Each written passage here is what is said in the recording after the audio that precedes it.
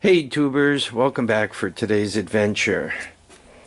So I'm still working on the TRX250, the 1984 version, and we got it to the point where it's running on its upgraded carburetor, which makes me really happy.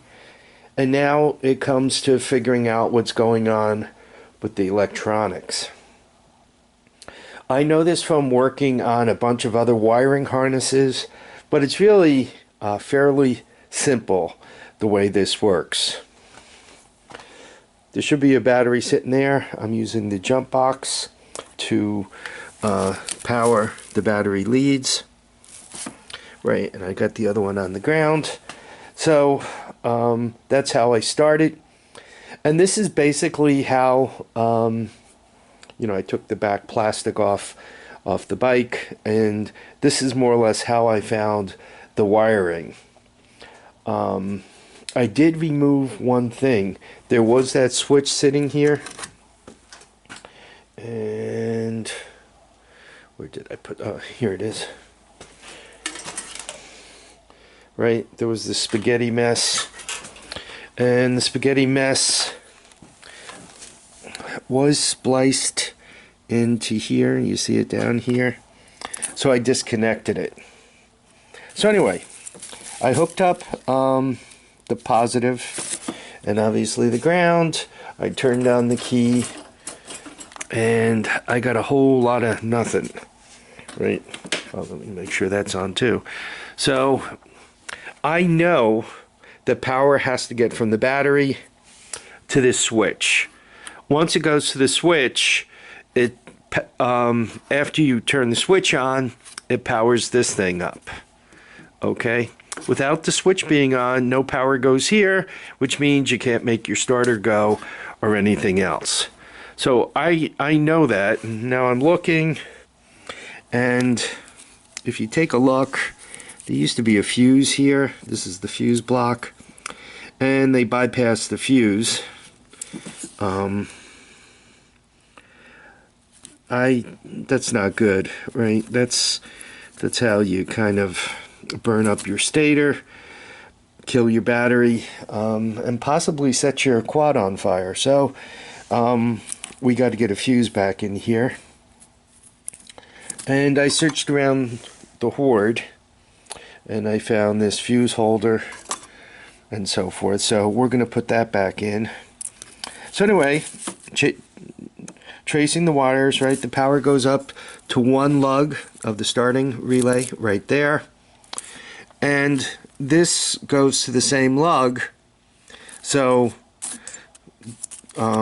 it would go through the fuse up here, and this wire goes into the harness. So I just kind of plugged it in, and I'm like hoping for the best, right? And while hoping for the best, we got a neutral light on, right?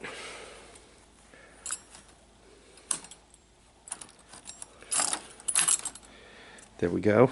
The key switch isn't great, but we got a neutral light on. So that made me happy. That's first of all.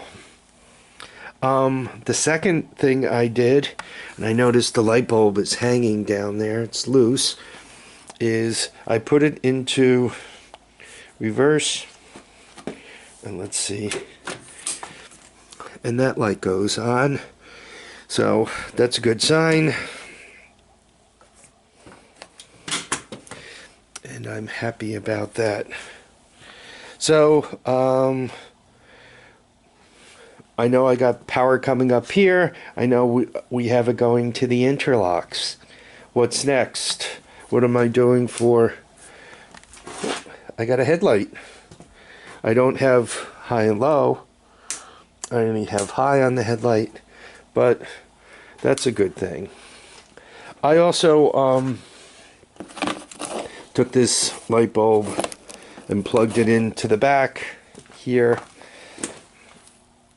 on both sides, which means I have tail lights.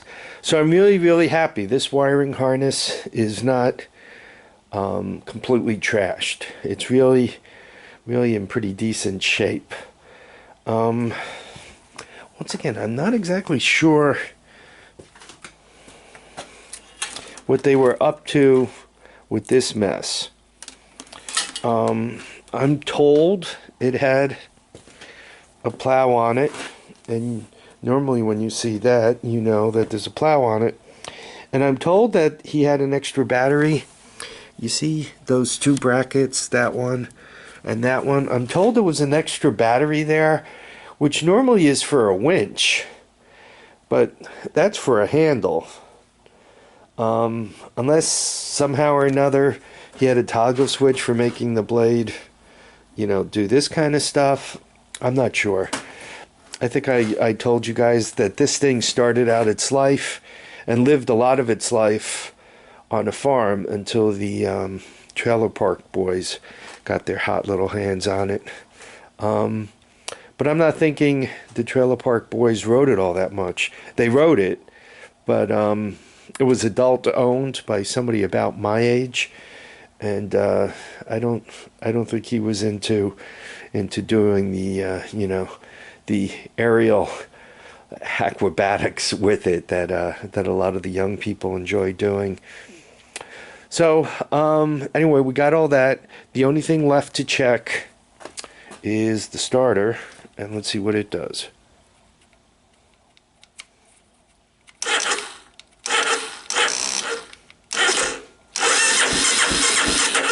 So we seem to have a starter.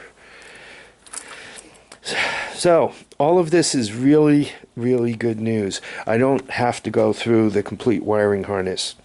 By the way, getting the tail off of this thing, the plastic and all that, took quite a while.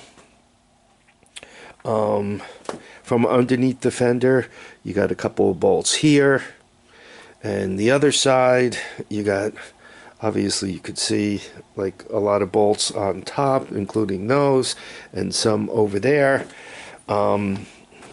It literally took almost a half hour to get the fender off of this. So where are we? We're to the point where we have an upgraded carb, and I got the electrical system sorted out. I just need to put this mess together in a reasonable way, get the battery here, get the leads to the battery, and set it up like that. So we're really getting in better and better shape. Once I get the battery all hooked up and all, I can really drop the air cleaner assembly in. I have the air cleaner. So really, from the carburetor back is done. That leaves me the gas tank. Why is there no gas coming out of the gas tank? I think you guys remember, and I think you guys could see it in there. Somebody used cream on the gas tank. The gas actually smells halfway decent. I just took it off, and you know, I got a whiff of it. But it's not coming out the spigot on the bottom. So I guess that's the next thing. A lot of times you get tied up in a project like this, and you find yourself always waiting for parts. I waited for the carburetor, the air cleaner. Luckily I had this, or this would have been a trip out. I had to order a battery. The battery's inside. I'll bring it out and put it in. But it's kind of like you go serially, and you find yourself waiting for parts. The other way of doing it is kind of getting into the project and ordering everything you think you're going to need. The issue you run into with that is then you end up with extra stuff, or you put the new stuff in, and then you kind of have half broken stuff. It's not completely broken, so you kind of hang on to it, but then you have half broken stuff floating around. So I don't know. It does take longer when you're ordering parts serially, as I am, right? I discover I need it, then I order it, then I wait 3 days. So I'll get the battery in, and you guys will see that. Hopefully the gas tank is, I'm able to get it working without replacing the on and off, the fuel valve. I have to call it a fuel valve because one can't call it the real thing. So I have that, and this thing should be about done. It wouldn't hurt for it to get some brake service and an oil change. Probably I'll hit it with the oil change, and I'll make sure the brakes are loose enough so that it rolls properly. I'm not such a big believer in brakes. The trouble I run into with that is I know my stuff doesn't have brakes, and I know how to deal with it accordingly. My problem comes up when I let other people ride my stuff, and they get whirling about at 1,000,000 miles per hour, and they have the great discovery that there's no brakes.